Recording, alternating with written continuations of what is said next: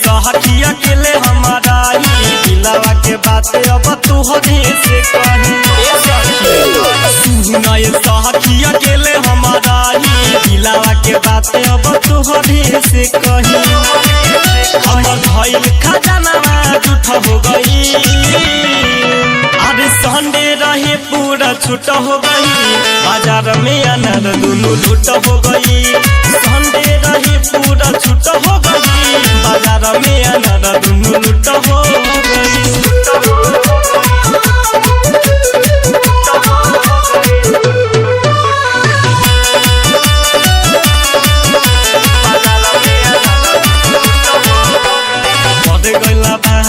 बहुत घाटा फिर से न जाई सहन बुझाता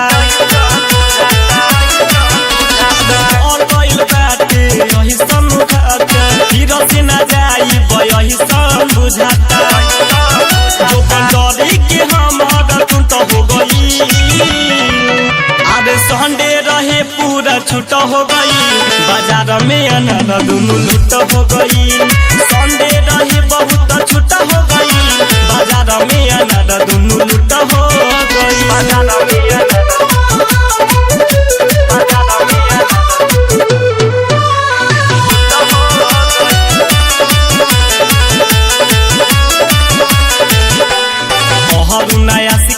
कहिले सच्चाई अजय अविनाश अब कहीं से के जाई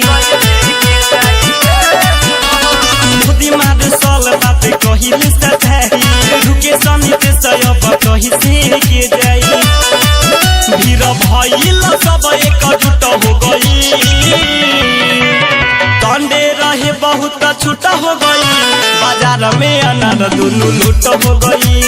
संडे रहे बड़ी छूट हो गई, बाजार में अनार दोनों लूट हो गई। का कहीं recording by Race music studio Chakiya.